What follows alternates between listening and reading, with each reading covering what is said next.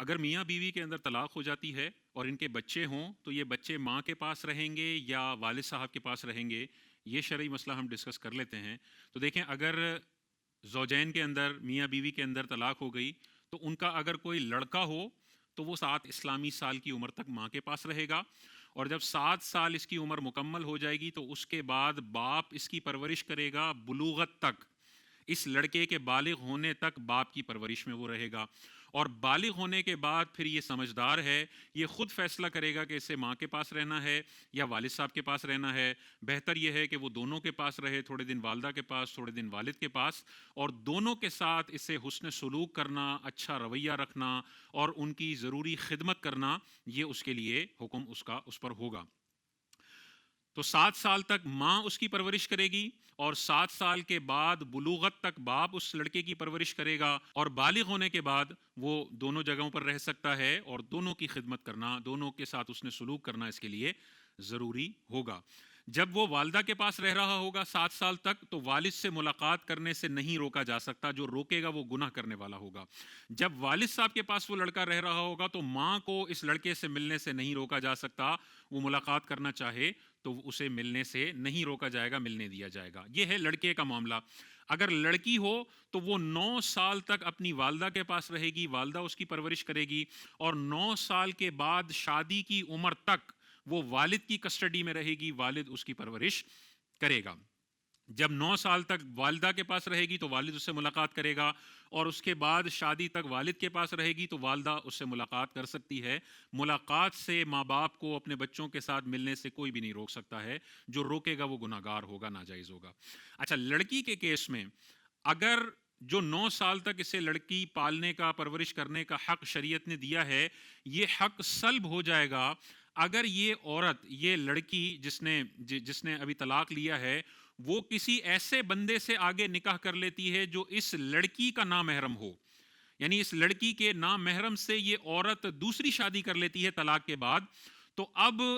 اس نامحرم کے ساتھ بچی کو رکھنا یہ درست نہیں ہے۔ اب ماں کے پاس جو بچی کی 9 سال تک پرورش کا حق تھا یہ ختم ہو جائے گا۔ اب ماں اس بچی کو نہیں رکھ سکتی، کیونکہ وہ تو نامحرم کے ساتھ رہ رہی ہے، اپنے شوہر کے ساتھ رہ رہی ہے، لیکن وہ اس بچی کا تو نامحرم ہے، تو اب وہ اس کے ساتھ نہیں رہے گی، بلکہ اس عورت کے علاوہ جو نیئرسٹ عورت ہے اب اس کو اس بچی کی پرورش کا حق مل جائے گا۔ اور وہ کون ہوتی ہے؟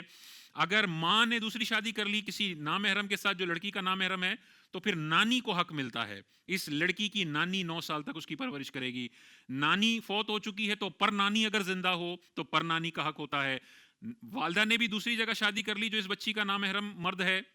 نانی بھی فوت ہو چکی ہیں، پر نانی بھی نہیں ہیں، تو پھر اس بچی کی پرورش کا حق ہوتا ہے دادی کا۔ جو نیئرسٹ عورت ہے اب وہ دادی ہے، تو دادی کو دے دیا جائے گا پرورش کرنے کے لیے۔ دادی بھی فوت ہو چکی ہیں، پر دادی موجود ہیں تو پر دادی کو دے دیا جائے گا۔ پر دادی بھی نہیں ہے تو پھر جو رشتہ داروں میں نیئرسٹ عورت موجود ہو، اس کی پوری لسٹ آتی ہے لیکن وہ ضرورت نہیں ہے، ان میں سے کسی ایک کو اس عورت کی، اس بچی کی پرورش کے لیے سپرد کیا جائے گا۔ تو 9 سال تک ماں پرورش کرے گی اس کی، لیکن اگر اس عورت نے کسی ایسے مرد سے نکاح کر لیا جو اس لڑکی کا نامحرم ہے، تو پھر اس بچی کو اس کی ماں کو نہیں دیا جائے گا پرورش کرنے کے لیے، بلکہ نانی کو دیا جائے گا۔ نانی نہیں ہے تو پر نانی کو دیا جائے گا، پر نانی نہیں ہے تو پھر دادی کو دیا جائے گا، دادی نہیں ہے تو پھر پر دادی کو سپرد کیا جائے گا۔ تو یہ لڑکا اور لڑکی کے کسٹڈی کے معاملات ہیں کہ یہ کہاں پر رہیں گے۔ دوسری بات یہ ہے کہ جب بچے نابالغ ہوں تو ان کا خرچہ باپ پر کب لازم ہوتا ہے اور کب لازم نہیں ہوتا، یہ بھی مسئلہ اسی مسئلے سے نوعیت رکھتا ہے، تو وہ بھی ہم ڈسکس کر لیتے ہیں۔ نابالغ بچے کا خرچہ باپ پر کب لازم ہوتا ہے اور کب نہیں ہوتا، اس کی 2 صورتیں علماء نے بتائی ہیں۔ پہلی صورت یہ ہے کہ اگر اولاد، جو نابالغ اولاد ہے، وہ خود مالدار ہے، اس کے پاس اپنا اتنا مال ہے، گفٹ کے ذریعے انہیں ملا ہے یا اور کسی طریقے سے ان کو مال ان کے قبضے میں ہے، ملکیت میں ہے، کہ وہ خود مالدار ہیں، اپنا خرچہ افورڈ کر سکتے ہیں، تو ایسی مالدار اولاد کا خرچہ باپ پر لازم نہیں ہوتا، بلکہ ان کے اپنے مال سے اس نابالغ اولاد کا خرچہ کیا جائے گا، باپ پر لازم نہیں ہے۔ لیکن اگر وہ نابالغ اولاد محتاج ہو، ان کے پاس اپنی کسٹڈی میں مال نہیں ہے، بلکہ وہ اپنے خرچے کے سلسلے میں باپ کے محتاج ہیں، ان کے پاس اپنا مال نہیں ہے، تو جب تک یہ بچے کمانے پر قادر نہیں ہو جاتے اس وقت تک کا سارا خرچہ باپ پر لازم ہے، باپ وہ خرچہ دے گا۔